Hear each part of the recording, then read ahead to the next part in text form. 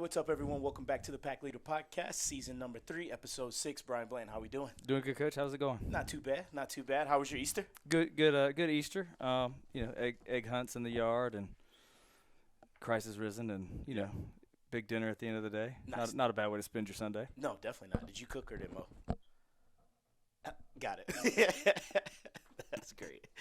Yeah, we just went to my mom's house. She made a huge meal, and same thing. Did an Easter egg hunt with my nieces, and one of them's only 2 years old, so she's not doing much hunting. But you know, how it Right. goes.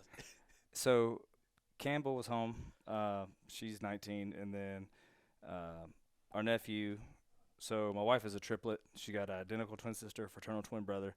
Her sister's oldest is less than a year younger than Campbell, but he's 1 year behind her in school. So he's a freshman. He plays soccer at USC Sumter, Mhm.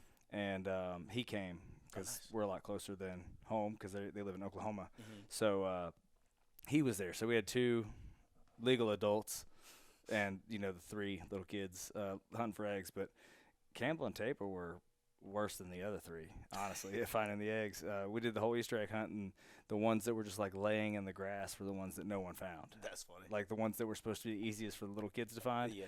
never got found. So it was interesting. But yeah, we had a good day. Nice. Awesome, man. Well, yeah, it's good to be back on that podcast. I want to jump into all things Newberry Wrestling. First thing for this segment is our pin pool update. After the NCAA tournament, we finished with the season with 107 pins. Coach, you want to kind of just give us an update on what we're earning per pin and that type of thing? Yep, so we are up to $508 per pin. It'd be great to at least eclipse that 510 mark for anybody who's really feeling like tacking on here at the end. But we're at 508 per pin. Like Coach said, 107 pins per team. So definitely eclipsed that 100 mark, which was huge. John Parker had another pin at the NCAA tournament in the first round. That was over Gabe Carranzo of Colorado Mesa, who he actually lost to at Midwest. Yes. Had him cradled up there. Yeah. Carranzo was able to get off his back and really kind of picked John apart on their feet a little bit, but John wrestled him really tough. Actually got the first takedown and pinned him in the first period at the NCAA tournament. He finished the season with 14. Yep. And, he's sneaking up on me, Coach. So we're going to have to do something about that. He said he's coming for that record. But anyway, so the pledge fulfillment information has been sent from Coach to everyone. There's a link in there. When you click that link, it will take you to our athletics website page, and make sure you click on the one-time gift, not the recurring gift. Put in the amount. The amount will be listed in the email Coach sends you. And also there's an attachment in the email Coach sends that will tell you how to avoid paying the processing fee, because it's, something like, a few percent extra. So if it's a reasonably large gift, if it's like a $500 gift, you don't want to end up paying like $580 or something like that. So just kind of keep that in mind. But all the information is in the email that Coach sent. And, again, just a huge thanks to you guys for supporting the pin pool and for taking part, because this really does help supplement our budget and really help us do some things for the guys that we otherwise wouldn't be able to do. Absolutely, and I echo what Coach says. Thank you so much, and for everyone who made us aware with the issues with the website as far as that processing fee goes. So I hope that attachment that I put in that email is helpful to you guys. If you haven't received that email from me, check your spam, but I'm also happy to send it again. So if you are looking for that pledge fulfillment information, just let me know. You can shoot me an email, d.brown@newberry.edu, and I'll make sure I get it to you. But once again, just to echo what Coach said, this is definitely the most successful pin pool campaign we've had in the Ever. 5 years of us having it, and that's because of your support, and we really do appreciate it. And not only does it go towards us doing things that supplement our annual operating budget as far as like recruiting and travel, but it also, we can use your gifts to help continue enhancing the student athlete experience, which is something that we like to do in terms of making the experience unique to Newberry, right? Because everyone at any different school, no matter what sport you play, you have traditions. We really value making traditions for our guys that are specific and unique to Newberry Wrestling. For example, our annual camping trip that we take. That's something that our guys look forward to every year, and we're able to do that and provide the food and everything else for them because of the gifts that you give, and we would love to add on to that. Yeah, and we're trying to run a high-level program that competes with, the D1 level of competition. And if a guy's choosing, all the glitz and glam of a D1 program with all these nice resources and locker rooms and facilities and all that stuff, and we're kind of, they're comparing a filet mignon and we're ground beef. We're trying to not be ground beef. We're trying to provide that student experience, like Coach is saying, with, the upgrades, the nicer things, the the bells and whistles. So it really goes a long way. Definitely, and we know too the experience that a student athlete is able to have definitely positively contributes to retention, graduation rates, and our team culture overall. So it really does go so much beyond just the operating budget that we mention so often. There's a deeper level to it, and we really appreciate you guys. Speaking of fundraising, shout out to USA Wrestling. Yep. Had our first ever USA Wrestling freestyle event here, right? Have we ever Freestyle done and that before? Greco yesterday. Both styles. All the ages, All of them. all the kids from teeny tiny up to grown adults. So that was a lot of fun, and the best part was we really didn't have to run it. We hosted it. We did supply some table workers, but they came in. They, apart from setting up the mats, our guys did set up the mats, but they came in and ran it and basically just used our facilities. So it was great to have him here. Good potential recruiting opportunities for some of the guys who are high school age and we're competing, to have them in our gym, have them kind of experience competing at Newberry and get a chance to talk to a couple of them. So it was a good opportunity and a good afternoon of wrestling. Definitely, it was. I enjoy having them here, and we look forward to making that an annual thing to where they can keep on coming back. I was hoping that that attendance wasn't affected too bad because it was Easter weekend, right? But it actually wasn't. Numbers were great, and I forecast it to be even better next year when we move away from Easter weekend. For sure. So next thing, I wanted to jump into our signees from since last show. We've had 4 really talented recruits that we picked up. You want to jump into the first one? Yeah. So Rylan Madison, a heavyweight from Blythewood, who's really talented. I think he's gonna come in. He moves well. He's not your typical, big old fat guy. Like he's just a large person who's got a pretty, relatively lean build and moves well. I think he's going to be special. And we picked up a couple D1 transfers from Lindenwood, teammates, who both spent a little time at 33. One might be big enough to be a 41, but Braden Tatum and Caden Pelk, both from Lindenwood, transferred in. So those are huge pickups. And then Southeastern down in Florida, NAIA school, we picked up Nathan Gregory, and he's pretty solid. He's a 4-time state finalist and I believe two-time state champ out of Washington. So Timmy Martinez is from Washington. So good wrestling out that way. Definitely some great wrestling out that way, and I'm excited about bringing some talent in around those weight classes to help continue bolstering what we already have going on in the room. And we have some pretty good talented guys returning, so I'm sure they're excited to get some partners in the room that are going to continue help pushing, making them better. Oh, for sure. And depth, really, like you were saying, getting some talent, some depth down at those weights. Nathan, I don't know that we mentioned it. He'll probably be a 125 pounder. So all 3 of those guys really could scrap. And with Shoup graduating, we'll need to kind of refill that hole. And then Ben Gilliam being a true freshman this year, going into his sophomore year, he's losing JP, who's his drill partner. So just adding depth and loading up down there, that'll, iron sharpens iron, so that can do nothing but help. Yeah, for sure. And we're not done yet. I'm headed out to Virginia Beach this weekend. That's always a really productive trip for us when we go out to NHSCAs for nationals. So I'm looking forward to heading that way. Last year we were able to put on a bow on conversations we were having with Keegan Judd, and I think that was really helpful in getting him here.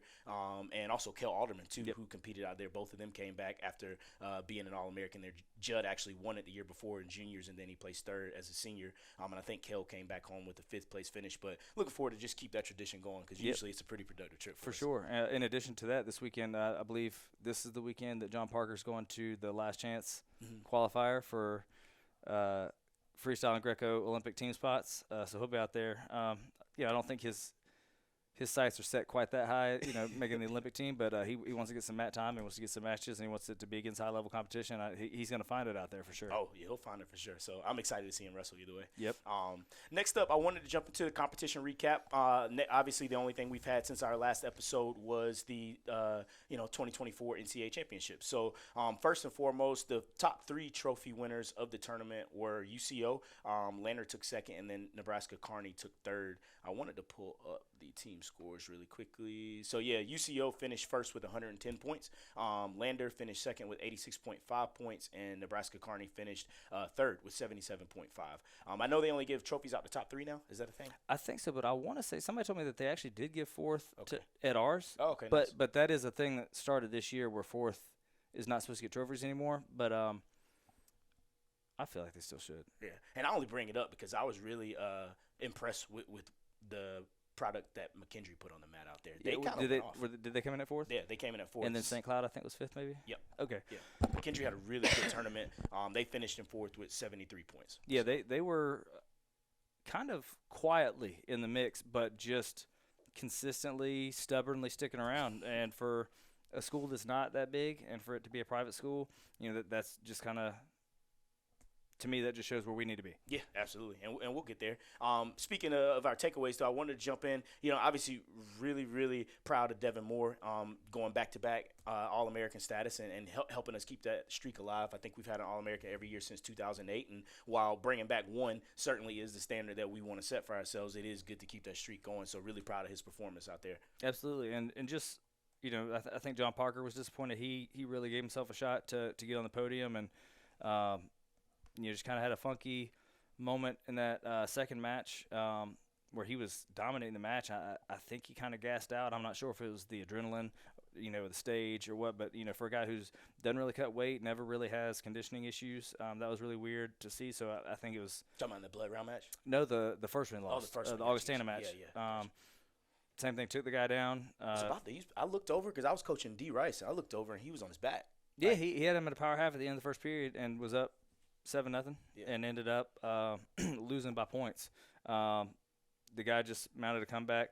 One or two really funky positions that John Parker was actually kind of winning, and something kind of weird happened. Like there was one where he had the low single, had the leg, pushed the leg off his head, and was like in kind of that double leg position. Mm-hmm. And the kid kind of hipped up in a funky way. Just kind of weird. And then John Parker beat the Limestone kid, and then lost to that Kearney kid, and just another one of those kind of goofy, awkward matches where the kid moved weird, did goofy stuff. I kind of think that's his MO, is just being a little unorthodox. And Shoop wrestled really well, wrestled tough, won a match or two, but he was one of those guys who ended up in the pigtail situation. So he had to basically win an extra one All-American and ended up coming up a little short there. But those two guys really looked good. Reed, I think the stage was maybe a little big for him that first time out, because once he decided to wrestle in both those matches that he lost, he really looked great. I mean, he hit a double leg that's one of the best looking doubles I've seen. With one leg. Yeah, right? And it was on one leg, had a bum knee, and went out there. And I think if he would have had the confidence going into each of those matches that he had once he realized I can wrestle with this guy, I think it could have been a different story there. And, Devin Rice, kind of ran into a buzzsaw, but also had that one match where just, I don't know, I think he was in his own head. Yeah. Gave up a couple stall calls, got a couple takedowns, but they were going out of bounds. Just didn't catch any breaks and didn't really make the adjustment. But, a few guys going out, good to see him get to the tournament. Would love to see him get on the podium. But speaking about Shoop and Rice there, but a couple of great leaders that I think we're going to miss next year. But that's why we recruit, and that's why we try to develop the guys who are here, so that when one batch moves on, that next batch is ready to go. Yeah, absolutely. And the guys that will be filling in for them will definitely be ready to go. But before, we continue with the takeaway, I certainly want to take a second and just say thank you to Shoop and to D. Rice for your dedication and commitment to Newberry Wrestling in general, because you've helped continue the tradition of success that we've had for so many years. We're going into our 20th season. 24-25 will be our 20th wrestling season. And you guys have certainly helped keep us relevant on the national stage, Shoop being a 3-time qualifier, D. Rice being a 2-time qualifier. So we love you guys and appreciate all the hard work and everything you've sacrificed and given to the program. Yeah, for sure. And those are a couple guys that, maybe didn't get that ultimate moment, that they wanted of winning that match in All-American round, getting on the podium. But, I was thinking about it, like, as far as moments go, they've got both of them have some of those, top 20, like, legendary moments in Newberry history. Like, like when we sit around and tell stories about, when Keno did this, or when Cy did that, or when you did this, or whatever, there's moments like that with both of those guys. Oh, yeah. When D. Rice did this, when Shoop did that, just some of those stories that are going to stick around. Those guys are legends in the program, and they'll be remembered for a long time for their contributions. So, definitely thank you guys. We love you, and we're going to miss you, but you guys have definitely done a lot to help pave the way for this next group. Yeah, absolutely. And notice we didn't mention D. Moore. That's because we're trying to. The jury's still out. We try. We're obviously having conversations. So give a little context. He does have another year left. But we basically just talking through if it makes sense in terms of what he wants to do career-wise, and if he's happy with where things left off wrestling wise. So, if you know D Moore and if you listen, shoot him a text. We'd love to have him back. There's still a little meat on that bone. Definitely. But either way, whether he comes back or not, obviously he's in that same boat with D Rice and Zach Shoop, and he definitely has tons of moments that come to mind right away when you talk about just really fun, high-level moments of wrestling that stick out historically. And so he's right up there with them. And whether he comes back or not, we'd be excited, but also excited to have Reed three more goes at it. He's only a redshirt freshman, and then John Parker's only a redshirt sophomore. So future's really bright for those two, along with some of these other guys that I'm really excited to turn loose from their redshirt years. Oh, for sure. So, wanted to jump into the interview we did with Andrew Young. So we did have a little technical difficulty on last month's episode, which is kind of why this one has taken so long to come out. So we actually did this interview with Andrew last month, but because of the technical difficulties, we're just now airing it this month. But it was a really awesome interview. A lot of what we talked about had to do with the state tournament because they were coming fresh off of that. But I think you'll really enjoy it. He was a two-time All-American for us from Summerville, South Carolina. I was actually teammates with Blanton, which you'll hear them talk a little bit about, and I'm excited for you to hear the interview. So here we go, Andrew Young. I tried to use my work computer, and that wasn't working. Could you hear Blanton? He was talking some trash. I heard him. I could hear y'all. Oh, okay. Nice. He said, I remember my first Zoom call. Yeah, I heard him. That's funny, man. What's up? How you been? Man, I'm good, man. How y'all doing? Good. Just Good, man. Yeah, I reintroduced myself to the gym. Awful. Oh, yeah, that's a horrible idea. Yeah, it was awful. Last year, I was feeling real froggy one day when we were putting the guys through like this real squat heavy leg day and all kind of leg stuff. It was ridiculous, and I was like, I'm gonna hop in today. Hey, let me tell you, like three weeks of just pain followed. But you hopped in as if you had been working out every day. Right. I don't know what I was just like, oh, yeah, today's a good day for this. I looked over, I was like, he's going to be sore tomorrow. When's the last time you lifted, Monk? You said this is your first day back? Oh, man. Probably September. Good Lord. Oh, yeah, you're going to be feeling it. And that one in September, that was the first time since when? No, I was good. Like, usually I'll go, because I do CrossFit, so I'll go hard from like March to probably September, October, right when football starts getting real heavy. And Gotcha. I don't have time. And then it gets cold, and then I'm like, I'm not waking up. Because I wake up usually I go work out at 6 a.m. So I was like, it gets cold in the mornings. I'm good. And it's dark. I'm good. I'll pass. Right. Yeah, I'll be honest. John Parker was my savior this summer because normally I don't do anything from like the end of the season all the way till camp. Mm-hmm. Like one session in, like show a few ducks, and I can't walk. But this summer, John Parker had me working out with him, 3, 4, 5 days a week. So, well, I was showing that kept me good. Front headlock, chase the near ankle, then far hip. So I could get to the knee.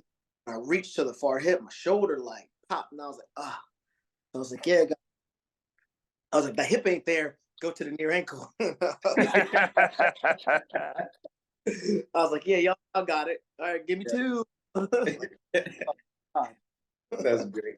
Do you still lift at a different gym or at the school? I know when I was at Fort D, I would just go to the gym there, the weight room there. I go to a different gym just because of the hours, but sometimes I try to get it at the school. I try, but usually during my planning I'll lift, but football's usually, so I kind of let them have it. Be out there. Cool, man. Well, I appreciate you joining. Talk a little bit about how the season went. And just before we jump too far in, for everybody that doesn't know, this is Andrew Young. He's the head wrestling coach down in North Charleston at Fort Dorchester High School, former NCAA All-American here at Newberry College, and one of our former standouts back when you were an Indian, right? Yeah. I was the first team, like, before when we were very, very, very, we were a club team, yeah.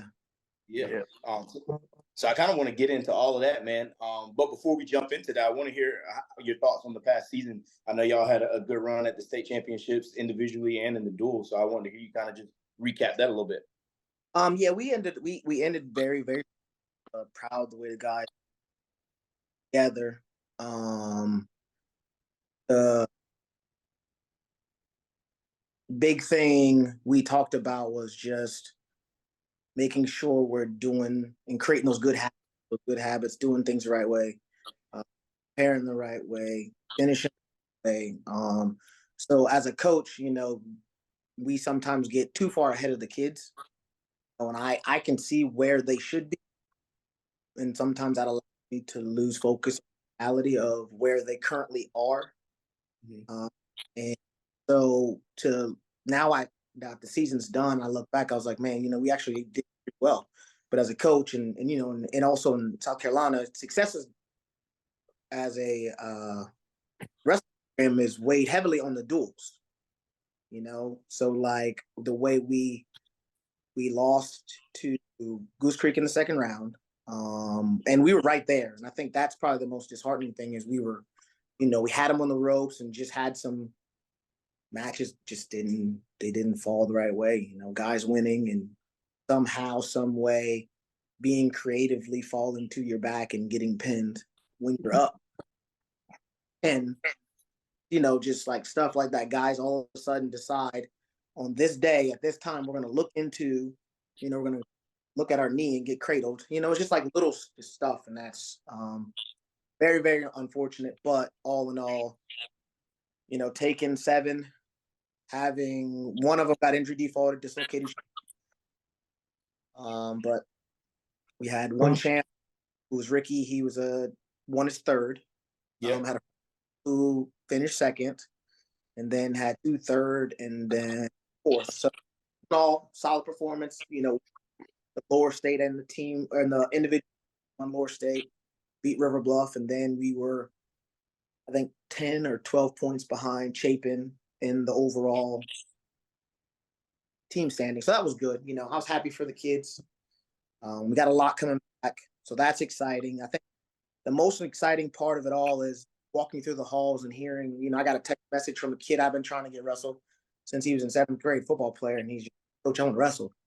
Nice. I'm like, man, I'm not sure you want to wrestle. And he's like, no, I'm serious. I'm like, you do realize what comes with that. Like, it's not just hey, I'm going to show up and like, no, it's going to take a lot. And he was like, I'm all about it. Kids are, starting to come. So I think that is very, that's exciting to see and hear, kids wanting to come versus me having to be that used car salesman and be like, listen, man, you come wrestle, like you're a football player, like it's gonna make you better on the football field, it's gonna get you in shape. Like now kids are coming to me want to get a taste of it. So that's probably the most exciting of all. That's awesome. Were you surprised that Chapin did so well, or did that come out of nowhere, or had they been trending in that direction for a while? We saw Chapin early in the year, and I knew they were going to be solid. They beat us. I think they beat us by 18, and we forfeited 2 weight classes to them. So I knew we were there. I think that's probably the most frustrating part for me is like we lost to Stratford. We forfeited 2 weight classes to them, and we lost to them by 1, and had a kid get DQ'd for locking hands. So that's like frustrating. We had some of them on the ropes, and again, they just kind of matches didn't fall our way. We competed with James Island, forfeited 2 weight classes and lost to them by like. And so like, I was hoping that once we got our full lineup, things would start clicking, but it just never, things clicked. And sometimes it's like that in the season, just things just don't click. But Chapin's they're always solid. Always. River Bluff, those programs, and I don't get to see them, so it's hard to kind of prep for them or prepare for them because we don't really get to see them very often. So Fort Mills, those guys, we do well. Like, and I think it's maybe because of my college background, but we do very well we compete very well, but it's just like that dual atmosphere environment. That's where the team kind of struggles. It's just, but when we'll take that same team and go to an individual tournament. I'll have 6, 7 in the semis, but then we'll compete again and then we'll go head to head and beat these teams. But then you take those same individuals, put them in a dual setting, and the kids struggle. So that's something that I try to focus on the summer off season is kind of how can I get us over that hump of being a successful dual. Right. Well, Bland, you can tell me what you think. I know a lot of times just our wrestlers can suffer from the same thing, but I think sometimes it has to do with the pressure of the dual meet. You got a lot more eyes on you, a lot more pressure to perform well so that the team can win a duel. Whereas in a tournament setting, there's not as many eyes on you, so to speak, and there's a lot more going on. So just in terms of the nerves getting to you and that anxiety getting to you, you can wrestle a little bit more freely in a tournament setting, which I think leads to guys who wrestle better in that tournament doing better than as opposed to the duel. Yeah, and I think in addition to that, you get the situations where, and I could be wrong here, so correct me if I'm mistaken here, but like as you advance throughout the tournament, your advancement points get more and more for each round. But if I'm not mistaken, it's only like a point for a decision, a point and a half for a major, 2 points for a tech, 2.5. Like it's only like half point increments basically for the ways you can win. Whereas in a dual setting, you give them a couple pins, that's 6 points versus 3, or whatever, even if you'd have just lost. So like it can add up also in the course of a tournament. If you got 10, well, in high school, 14, but let's use college because it's an easier number to work with. But you got 10 dudes. If they each wrestle 3 to 4 matches, you might be averaging about 30 matches as a team where they're all worth like a total of averaging maybe like 2.5 points or something like that. Whereas in a dual mix setting, they're worth 3 to 6 and there's less of them. So, I definitely can see where the dynamic is different between dual and team. I also think some of the ways that when you're leading into some of those things, they rank teams and create rankings and all that stuff, that it's hard to be accurate with those. Like we've actually talked about in the last few podcasts, like they've got Montevallo, who's a first year program out of Alabama. They've got them, or at least have had them ranked higher than us as a tournament team because they've got one kid who's ranked number 1 in the country. Nobody else on that team, like they only have one qualifier, but like because somebody can go win a national title potentially, like that makes you a semi-good tournament team. And we've got 5 qualifiers, but we beat the heck out of them in a duel. We beat them at every tournament we've been at, but they still continually get ranked above us in the tournament rankings. So it's all crazy. And like the dynamics between how you're ranking tournament teams, how tournament teams actually perform, how you rank in dual teams, how duels actually play out, like it's crazy. And there's all kind of different dynamics there. So, but it's interesting to see and it's fun to watch. Yeah. Do y'all that as a coaching tool? Like I know I use it. It's hard. I'm finding it hard to motivate kids these days. Like, I know you guys very well. I know you guys a long time. I know we were motivated by getting the foot in the behind, coach jumping on us like, man, let me shut coach up. I'm going to go out there and do my job. I'm going to run these sprints so coach can leave me alone, and now it's like, I'm trying to get creative in ways to like create bulletin board material, like coach comes article and be like, oh, this team was talking crap about y'all. Like, yeah, I remember that. I remember that Hilton Head article getting posted in the locker room. Yeah, like to this day, I find it hard to create those moments in the teams. Like I'll be like, man, like we're not even ranked. Like they don't respect us, and kids just kind of give me that blank stare.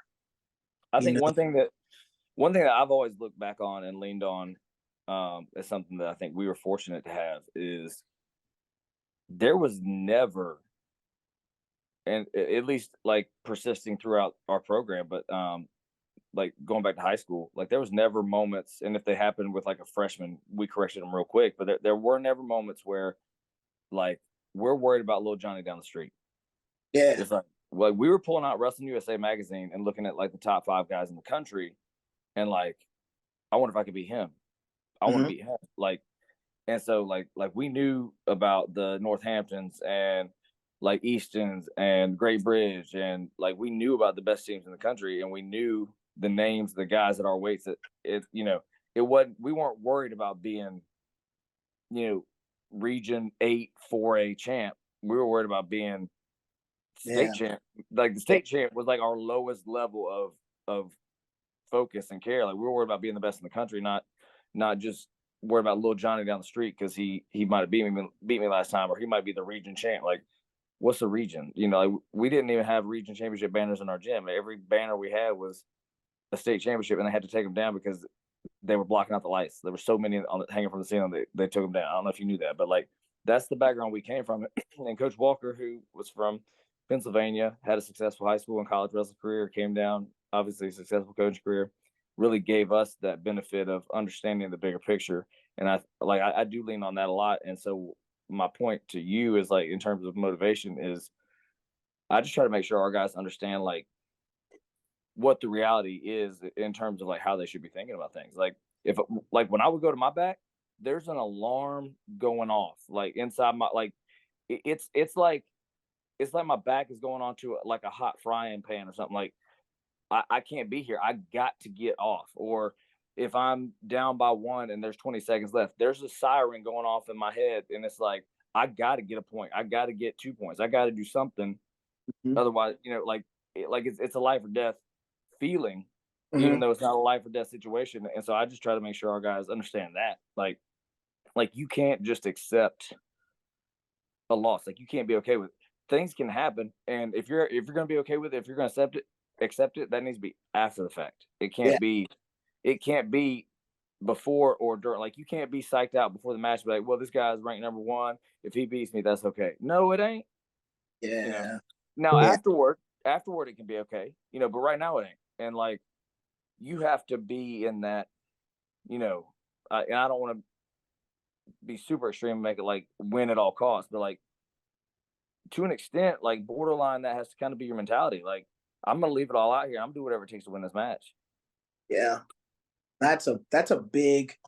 A lot of my higher level guys, the guys who want to go compete in college, the guys who, my 3-time Ricky, like that's a big conversation we have, and that's a conversation I've had. I had that conversation with Chandler Amaker, who's at Central Michigan. I'm like, hey, how's he liking it there, by the way? What's that? How's he liking it there, by the way? We had a talk. He called me, and it was kind of, we all go through that kind of moment, and he was kind of down on himself, kind of had to bring it back to reality, and I was like, man, just get back to what got you. I think sometimes we forget about what got us where we are. Right. Like, man, do the things that got you to there.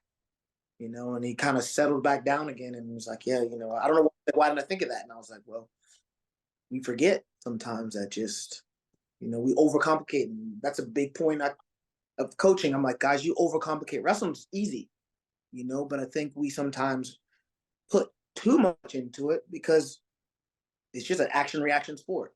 Now you got to make sure your reaction is correct, but it's a simple sport, man. It's easy, but kind of adding that to your point, a lot of my high level guys, I stress that, I wish a South Carolina State title carried more weight than it does when it comes in the college realms. I was like, but a lot of coaches, don't really respect the South Carolina State. I'm not saying it's not a great thing. I'm not saying it's a great accomplishment. I was like, but you need to start changing your vision and your gaze onto being successful at NHSCAs, being successful at Fargo, beating some, competing with some high caliber guys, being successful at Super 32. Like those are the things that get you on those guys' radar. Yeah. It was like being a 4-time region champ, that's a great accomplishment. Don't get me wrong. Being a 4-time lower state champ, being a 4-time podium placer in South Carolina is a great achievement. However, if you're trying to go wrestle and compete in college, you're going to need a little bit more than that. So that sometimes, because they look at me funny when I'm just like, outside of our state, a lot of coaches they don't care if you win a South Carolina State title. They don't want to know, like, because like think about it, in college, how many colleges, like how many kids you're going to compete against who are from South Carolina. You know, like Right. you're gonna kids who are other states, and that's what when you go to nationals, that's what you do. When you go to Fargo, that's what you do. When you, so, you know, so that kind of adds some perspective to the conversation because they go like, "What?" Like, I'm like, "Yeah," just, like they don't, you know, doesn't carry a lot of weight. We don't get a lot of respect. We're gaining more respect with the more success we're having over the years, but still, you know, being a four-timer doesn't really, you know, get on Cale Sanders, you know, his radar. Not Right. gonna do it. He's not gonna be Well, like, "Oh my." Well, God. I've always really appreciated and respected your perspective on things, and I knew you were going to be a great coach early on because for everybody who doesn't know, Andrew and I went to high school together. We went to middle school and high school together and college. So so I kind of got to experience that less so in middle school, just because you know, a little bit different than a little bit younger, but especially in high school and then again in college. I can remember specifically, especially high school. This is where it really shone through the most. But coming up, you're already, you know, 2 years into high school. You're a one-time state champ at this point. You're going into your junior year. I'm going into my freshman year, and so I had 2 years to basically like learn how to act. You know, like learn from your actions, like watch and repeat. Mhm. And then I think where it really came together the most was kind of after the fact, like when you moved on to college, and you were still one of the guys I would reach out to in moments. And I can remember texting you at like junior nationals and stuff, and like, you know, like, hey man, I really hope I can All American. I, you know, I really want to, you know, have a good tournament, whatever. And I can just remember like little pieces of advice that were so simple but kind of resonated. Like I remember specifically you telling me like Russell will be a national champion, will be an All American. Like aim for the big goal, and the little goal will take care of itself, basically. And kind of the same thing in college. Like coming up, um, college having that red shirt year, that kind of throws things off, but obviously it helped in a good way to give us that extra year together. But kind of a similar thing, like being able to watch you in the lineup as I was redshirting, and then joining the lineup with you my freshman year, you All American. I didn't. Then that sophomore year, or my sophomore year, your senior year, we both got on the podium together. Like that was super awesome. And you know, just seeing kind of high school replay itself, but at a higher level, that was obviously super meaningful. But then again, like kind of the same thing. Like as your career ended, you know, you were still a guy who is like, I no longer have you to watch. So it became, instead of necessarily leading by actions, it was providing those words of wisdom, and that I always appreciated. And I can remember reaching out at nationals, like, hey, I'm in the finals, you know what, you know, that sort of thing, and like you just kind of a repeat of some of those high school moments where you gave me those words of wisdom. So I've just kind of known for a long time you're going to be a successful coach, and like I want to let you know I appreciate all you did for me, but I know these kids are super fortunate to have you in their corner, because I've seen firsthand, you know, how you can kind of translate that, and being able to see the difference between, like, yeah, I got to follow your actions, but those words of wisdom are really what tied things together, and that's where you're at now, and that's what you're doing as a coach. So that's super awesome. Definitely. Not, Oh, I, speaking I of,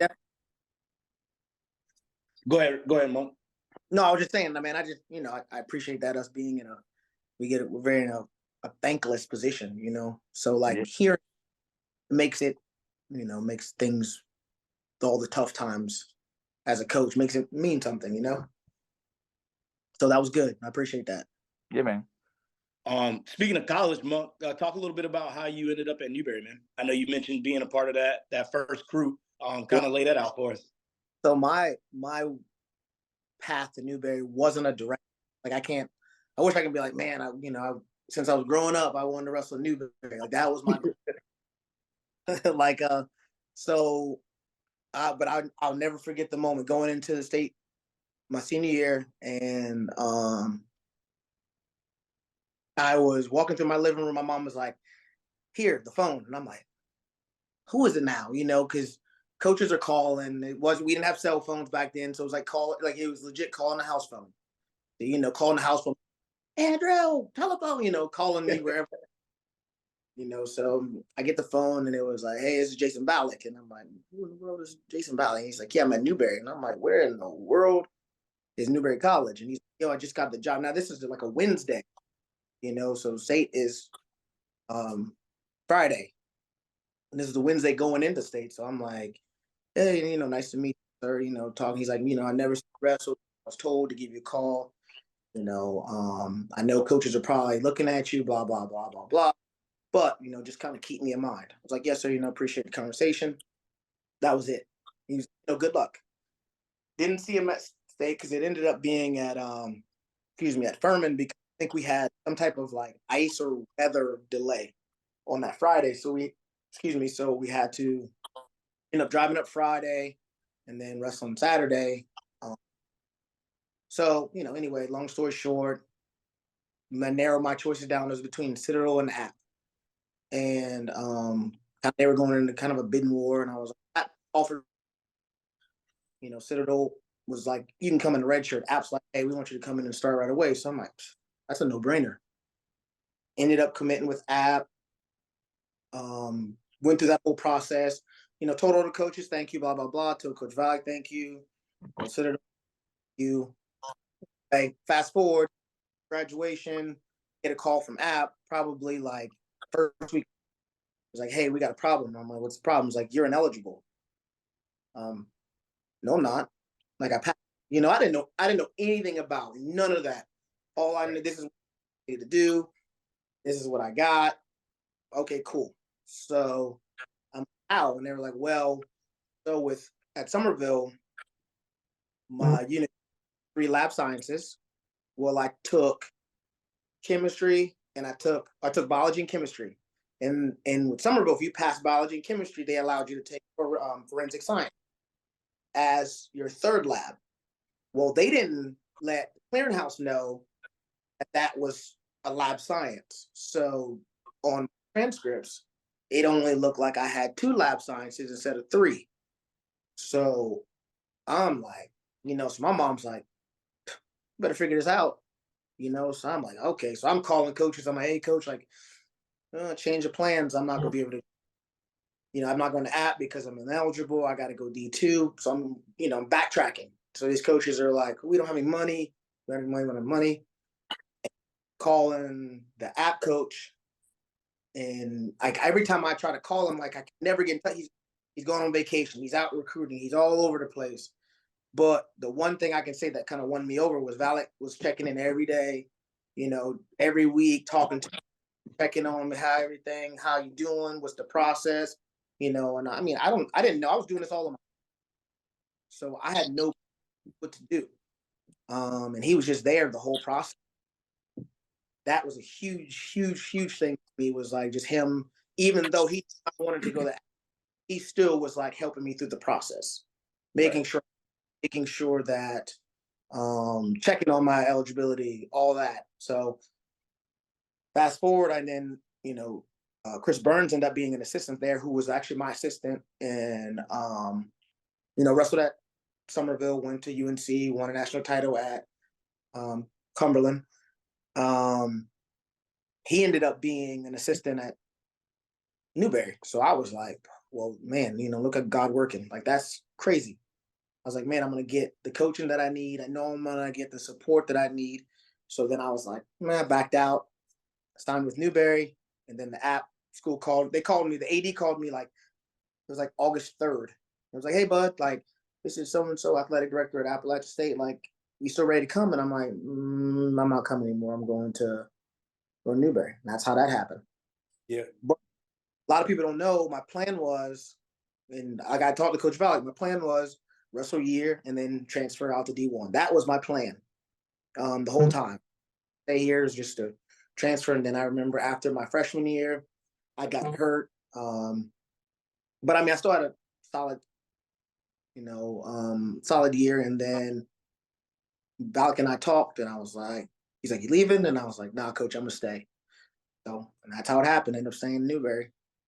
Nice, man. And so were you eligible just because of the differences in Division I, Division II, or you were able to get it figured out with the clearinghouse that 3rd science was actually a lab science? So they didn't get it figured out until I was eligible for D2 because I had my 2 lab sciences, Right. 3 for D1, Okay. and they didn't get it figured until like in August. But it was, I mean, it got figured out, but it was too late at that point because I was like, you know, Well, also it was club, so eligibility probably wasn't even an issue that first year, honestly. Think about that. because we ended up redshirting anyway. So that Right. Which is that's another point that we really have never touched on, at least on the podcast, but definitely a super smart way to handle the starting the program scenario is you can recruit a group of guys. They may not be a squad, but you can recruit some humans with a pulse and go compete year one, club wise, and at least have some competition on your belt and red shirt still. So, because anybody you would get that year anyway would be likely redshirting, or you do the whole like recruit for a year and then throw a bunch of freshmen to the wolves and they lose a year. So, I really think the way we did it at Newberry was super smart. Yeah, because we competed and beat Limestone that year. Yeah, Limestone and Newberry started at the same time. Limestone went D2, and they went immediately right in, and we decided redshirt, and we beat them. I think they might have won like one, or I can't remember, but that I remember the Bala gave us some bulletin board material. He was just like, we came in and they did. I think they were having like senior night or some night they were having like whatever it was, and the coach introduced us as, oh, they're just a club team from Newberry. Valak brought that in. Valak had a way of getting us fired up, and he used that as material. Man, we went out there and like we beat them at their own place. yeah. If I remember correct, I've heard the story a couple times. I wasn't there, obviously, but the coach was like saying like we want to thank Newberry for our first program win or something like that. Yeah, he was like already like speaking it into existence, and he was doing all that, and we were just like, he does know we are here, like we are right here. But we can hear what you're saying, dog. Hear you, and so we up and like we beat them pretty good that day. Nice. That's awesome, man. What are some moments that stick out to you at Newberry besides the nines?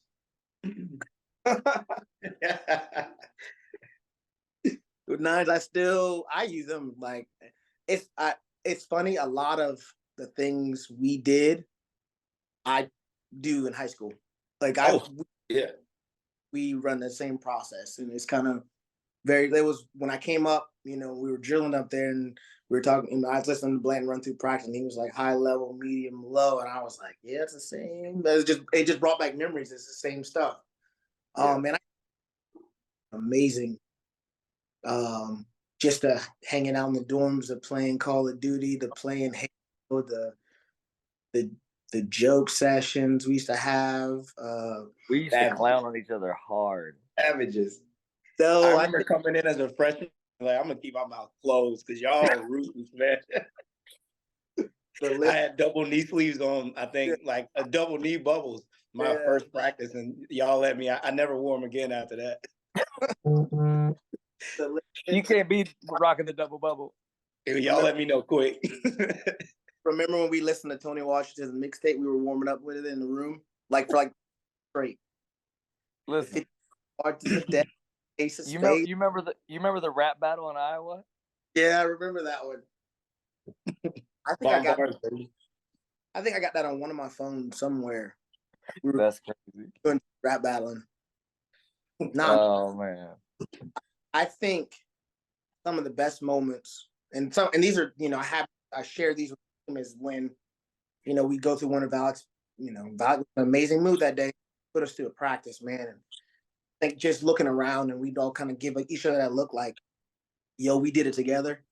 Like we got through it. I think that's probably some of we're all leaned up against the wall, shirts off, like some of us got our legs up against the wall. Like we just laying there. Nobody can move. And we just kind of give each other that look like, yeah, we did it. I think I'd give anything to go back and just one more season going through with everybody and like just enjoying those fun times, the dyeing our hair blonde, like just, I mean, it was amazing. Like took a place that was non-existent and we made it home for 5 years. Like that's a huge part of my life and like huge part of my development as a person. I grew up so much in that time spent at Newberry. You know, learned so much about myself. Just the people that I like, the people I still talk to, like you guys, it's you guys. Like I mean, just I watch, I emulate, like I watch you guys and what you guys are doing at Newberry, and like just keeping rolling. Like it's amazing to see. Like it's almost like a proud dad. I see all the Newberry gear around town and tournaments, man. It just makes me smile because I'm like, we went from a little small town just north of Columbia to like being an important part of South Carolina wrestling and you know in the country. So it is amazing and makes me proud of all what we've accomplished to allow it to be where it is now and where it's going to go in the next 10, 15, 20 years. It's exciting. For sure. And it's, we obviously are a little bit, down in terms of what we've been able to do in the years past, especially like when you were here. I mean, like you said, you guys really went from putting a school that nobody knew about on the map in terms of making Newberry a premier team in the country. And so obviously we're striving to fill some pretty big shoes in Valak and with the transition to Cy and then now to me. But I think a lot of the things you kind of talked about are fundamental to us getting there. And obviously, there are some other things that contribute to where we are as well. I mean, I think our region, if you look at the Pembrokes, if you look at the Landers, being able to pull in some pretty high level talent to this region as well, that makes things a little bit more difficult. But one thing I think about is just embracing that challenge and enjoying it because they're 40 minutes up the road, and that's the competition we got to beat. So in order for us to win conference now, in order for us to win region, we have to be one of the better teams in the country. And for me, that's exciting, man. No longer can we say like winning Super Region 2 doesn't mean anything, or winning the conference doesn't necessarily mean anything because we got some pretty high level competition here. Yeah, and that's what like why I have so much faith and confidence in you guys is it's nothing that we haven't been through before. Right. So the task that you guys face is no different than the task we faced when we were the athletes here. You know what I'm saying? Like so, like I have the utmost faith and belief that you guys will. Yeah, I'm not worried. Like you guys know what we did to get to where we got to. So like just take that same application and apply it to, from the coach on the other end. Like it ain't no different. Right. For sure. Do you still keep in touch with Valak these days? Do you still contact him or whatever?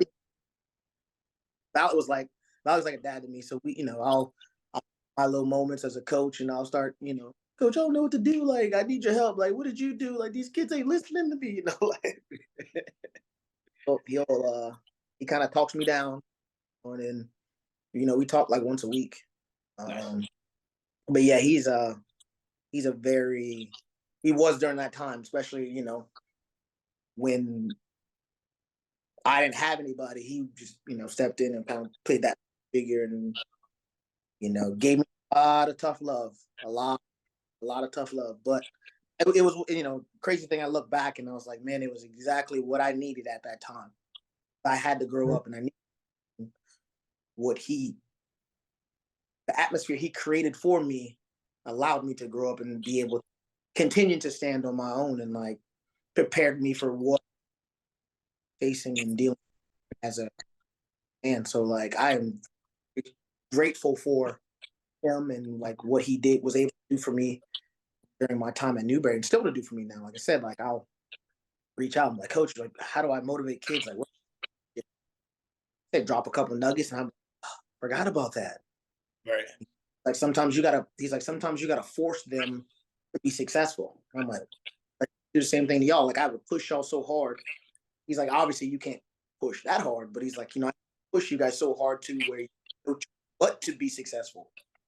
And so I was like, oh yeah, you did. I was like, okay, yeah. So I kind of like scale it back, but apply the same principles to, that. And it shocker, it works, Yeah. well to it. Yeah. Absolutely, man. And shifting gears a little bit, you got a wedding coming up. You're engaged now. You want to talk a little bit about that? Well, I mean, yeah. I think the plan is we're gonna start planning and prepping for in May or the summer. That's what Okay. that process. I'm nerved down. Listen, I ain't never been nervous. I've been a lot of wrestling matches on some big stages, but that one right there, That's that's funny. What's your fiance's name? Amanda. Okay, Yeah, gotcha. Is she taller crazy. than you? Not much. Yeah, she That's actually. crazy. It's crazy how that everything comes in full circle. Yeah. Yeah. Yeah. Awesome, man. Well, last thing before we let you go, I appreciate you joining. And we've hit so much, so I mean, I honestly don't even really have to ask this question because you've hit so many different like principles and thrown so many nuggets of wisdom out there. But as we got our 5 guys going out to Kansas next weekend for the NCAA tournament, some of them it's their second time trying to repeat being an All-American again. You know how hard it is to do something over again. Some of them it's their first time there. You know what I mean? With a lot of heavy expectations. What advice do you have for those guys going out to NCAAs? The biggest thing I would give them, and it's and I wish them given me at that time is take the moment. Don't let them be too much for you. Like you never know about next year. Never know years from now. And I think sometimes we forget, like I can come back next year and I'll win it. You know, you may never get back. You may never, things happen. Like look how like COVID popped out of nowhere. You know what I'm saying? Like you just never know. So like be great now. Be successful now. And I think that is that mentality and that philosophy will hopefully put them where they can, like, listen, I belong here, got here. I'm like anybody. I don't care where the kid's from. I don't care what the record is. It's 0-0 once you get to nationals. So none of that matters. So don't let the moment be too big. Go be great. Go be successful. Fun. That's awesome, dude. I Yeah. appreciate it. I'll definitely share that with the guys. And like I said, I appreciate you joining the podcast with us. It's awesome to see you doing your thing at Fort D, and keeping that program one of the best ones in the state. And we'll definitely keep supporting you guys as long as you're there. So No, I appreciate you guys having me on here. Love you guys, man. Proud of y'all for what y'all doing. Keep it up. Y'all are us. Y'all are there, but the crew, man, we're proud of you. Keno's in Charleston, so we were just talking about it. You guys last night we were hanging out, talking about how proud we are and what you guys are doing, and excited for the future. yes, sir. Yes, Yeah, sir. you gotta keep an eye on that guy. Of course. Awesome, man. Well, we'll catch up with you. I appreciate it, dude. Yeah. Good luck. All Thanks, right. brother. Bye. Love you, man. Love Later. y'all. See Awesome, Coach. What'd you think? Always good to catch up with Andrew. So you mentioned before we went to the interview, that we were teammates back in high school, but we've actually been teammates since middle school. So Austin Middle, he was an 8th grader the first year they ever started the program. I was a 6th grader. You can't wrestle for any like school sanctioned events until 7th grade or compete for any sports, baseball, football, all that stuff. Wrestling you can't do until 9th grade at the varsity level, which is why they sort of made the middle school program. Mm-hmm. So they basically added a team at all the middle schools. I wasn't able to compete, but I practiced every day and would wrestle in the exhibition matches before the duels and stuff. But yeah, so we've been, we go back to when I was in 6th grade and he was in 8th grade. But he was always, that leader that I got to look up to, setting the example. So catching up with him is always fun, and being able to know a guy that long and be teammates and friends for that long, you always have so many memories and moments to go back to. So as you heard during the interview, but always fun. Yeah, definitely, man. So thanks, Andrew, for hopping on the podcast with us. Next up, just some general news for Newberry Athletics. I wanted to say good luck to the following teams that will be competing this week. Men's tennis today is actually traveling to Wingate at 2 p.m. Men's tennis and women's tennis will be competing. And then tomorrow, softball is at home versus Catawba at 2, and then again at 4. and it looks like baseball competes against North Greenville. So good luck to those teams that will be competing. And then I also wanted to say good luck to Cody Brundage and Cody Garbrandt as well. They'll be out at UFC 300. Yep. I know we've had both of them on the podcast, right? Yep, both have been on the podcast. Both guys have been on the podcast. People you guys should be familiar with. But yeah, they're both on the UFC 300 card. Please take a look in on them, check them out, and be rooting for them. Brundage is fighting Bo Nickel, who's a D1 multiple-time national champ and All-American from Penn State. So we got a little bit invested in that one. Yep. Hopefully he goes and gives the D2 something to be proud of in that showing. Yep, and Garbrandt, I'm not even going to pretend to know. You want to give it a go trying to pronounce that name? Davison Figueiredo. Let's go with that. All right, I like it. So that's who he'll have in the early prelims, and then like he said, Brundage takes on Bo Nickel in the main card, and obviously with Brundage being a graduate of Newberry College, super proud to just see him out there doing his thing, and his wife, she's also killing it too. Right. So that's a really fun household. Yeah, I wouldn't want to see their arguments. Right. Let's and put on then- the gloves. Right. And then upcoming for Newberry, really the only two things we got on the calendar in April. We jump back into training starting today, literally. We kind of shift gears. Nice change of pace. We go completely into freestyle and Greco. Practices are really fun in terms of just being able to put a fresh perspective on our training. It's all wrestling at the end of the day. But just to switch it up and go freestyle and Greco, I find it really helps you lock into some concepts that do still apply to folk style while the scoring is different, if that makes Correct. sense. Even if you use a lot of the concepts, some the same, but some you have to use them differently. Like for instance, that Gabe Carranza, who John Parker wrestled, the one he pinned in the first round, he actually hit like a freestyle gator roll a lot. We were watching some film on him before the match. He'll use a freestyle gator roll and just take advantage of the guy being extended and use it just as a go behind. Yeah. But in freestyle, you get the exposure points, the 2 exposure points every time you hit it. So that's just a great example of a guy using a freestyle concept that you otherwise would never learn in folk style because there's no reason to do that. Right. But he's sort of translated it so that it works in folk style. So just stuff like that. Yeah, tons of it. And the guys really enjoy it too, and it's always good just to see them having fun and getting after it. So we jump into that, into our postseason training. But then also on the calendar, we have our annual end of the season awards banquet, and that's in-house where we basically are doing Rookie of the Year, Red Shirt of the Year, most valuable wrestler, that type of thing. That's going to be at Mini Moons downtown. If you are a national champion level pin pool member, you are invited. I have a group text with all of you guys, and I know I sent that text out to for you to RSVP. If you haven't had a chance yet and you are coming, just let me know so I have a head count for dinner. But that's April 14th at 1 p.m., so I guess it's lunch. But it's at Mini Moons downtown Newberry, so you are welcome to come. And then on April 29th, Newberry College Athletic Department will be having our annual Wolfies Award. It's kind of like the ESPYs where we give out our departmental awards. Yep. So that's what's coming up, and I just want to say appreciate you guys listening. We do have one more episode that will be airing next month in May, just to catch you guys up with one more alumni interview before we hit the summer. But it's been an awesome season. I'm really excited about the guys that we return next year, but also in finishing up this class of 2024 recruiting wise as well, because I think next season is going to be one of the best ones we've had in a while based on everything that we're going to be able to put together. Oh, for sure. I'm super excited. We've got a talented class coming in. We're bringing back a lot of quality guys. I think there's going to be some battles in the room, and hopefully we put a squad on the mat. Absolutely, man. So appreciate you listening. Take care.